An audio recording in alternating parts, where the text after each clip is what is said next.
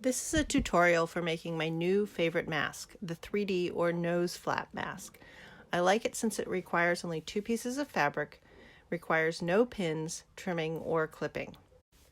I'll be showing how to make the basic mask and show how to add a nose wire, which does the ultimate, keeps your glasses from fogging up.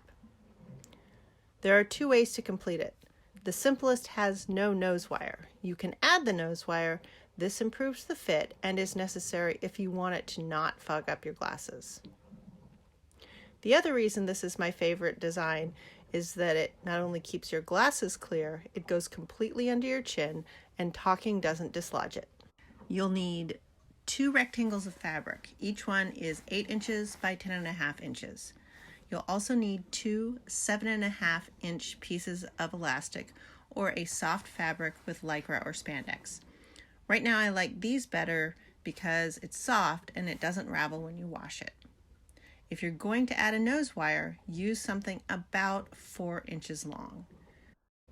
On to the making. You will need to turn these rectangles into octagons. Make marks for cutting triangles off the corners. On the 10.5-inch side, make the mark 2 inches from each end. On the 8-inch side, make the marks 2.5 inches from the ends. Work around your piece of fabric and cut off all 4 corners. Once you've cut off all 4 corners, it will look like this. Then bring all the materials to your sewing machine. I'll show the complete method for making the simplest mask first, and then I'll demonstrate how to add the nose wire.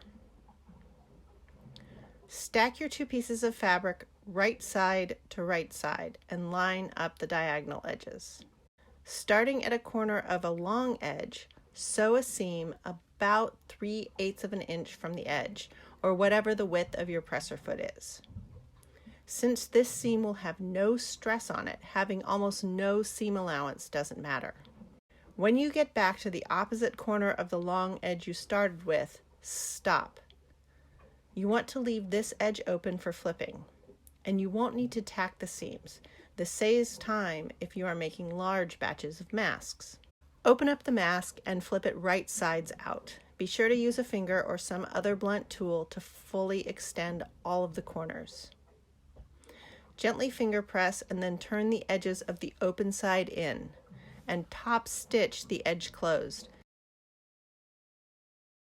If you pull on the corners, this will pull the edge straight and will close the seam. You can pin this if you'd like to, but after making 5 or 10 of this mask, you really won't need to. Once you close that open edge, continue top stitching all the way around. Again, use a narrow seam, about 3/8 of an inch or whatever the width of your presser foot is. Again, this will have no pressure on it, so having a very small seam allowance doesn't matter. Clip the threads and flip to the side that will be against your face. Using these corners on the 8-inch side, use them as guides for folding the mask. Fold in the flaps and line the fold up with the corners. Sew along each of these folds a very thin seam, about 1/8 of an inch. All you want is a small raised edge on both sides.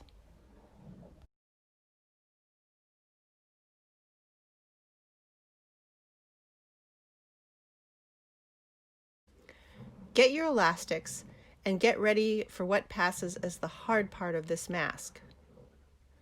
Fold the top of the flap down so it is lined up with the bottom of your last fold. Scooch that diagonal edge over so it lines up parallel with the outside edge, and what you have is a triangle of the outside fabric showing. Tuck the elastic under that flap and get ready to sew that triangle of outside fabric.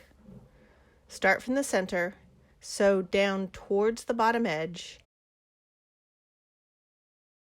Turn the mask so you sew right across the elastic. Turn the mask and sew back up to the point of the triangle in the center of your mask. Then simply repeat and sew over that triangle a second time. Because this is the stress point of the design, double sewing helps keep everything in place. When you get to the top of that first triangle, the second time, leave the needle in, lift the foot, and then repeat the folding on the other side, including lining up that slanted edge so it's parallel with the outside edge and tucking the elastic inside. Sew across that little gap to the tip of the other triangle, and then repeat that sewing of the triangle of the outside fabric you can see. Once you get done double sewing this triangle, tack the end of the seam. Remove the mask and turn to the other side. Repeat all the folds and all the stitching.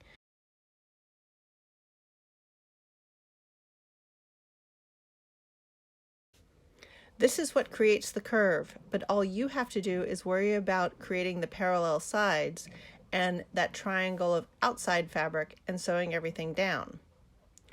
Once you've done these triangles on both sides of the mask, you have a nice curve that holds the mask out away from your face. And when you press it flat, it folds nicely and fits into a pocket. And the inside is contained inside.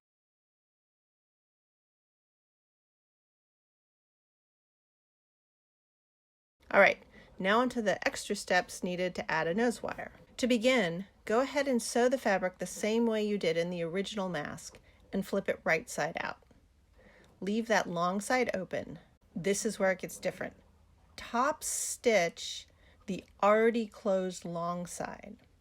Then take your 4-inch piece of wire, and this can be whatever you normally use for wire, and place it inside just under the top stitching you just did and center it along the long edge.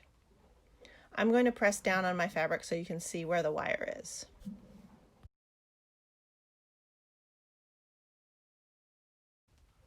Now get back to doing what you'd already done. Close the mask the same way I showed you in the first demo. Begin top stitching around.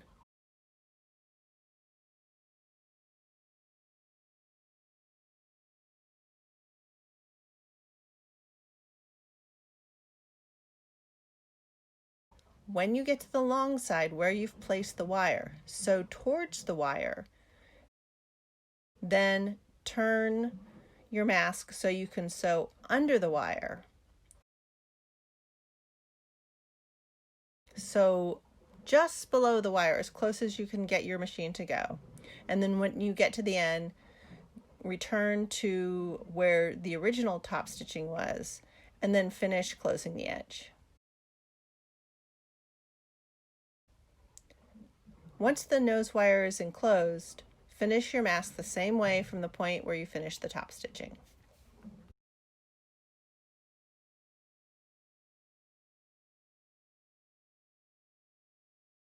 Now you have what you need to make a simple mask and the nose wire mask.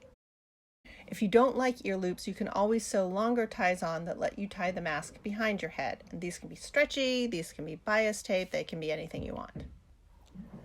Good luck with your future mask making. Make lots so you always have plenty of your own masks to wear, give to your friends and loved ones, and you can start outfitting your neighborhood.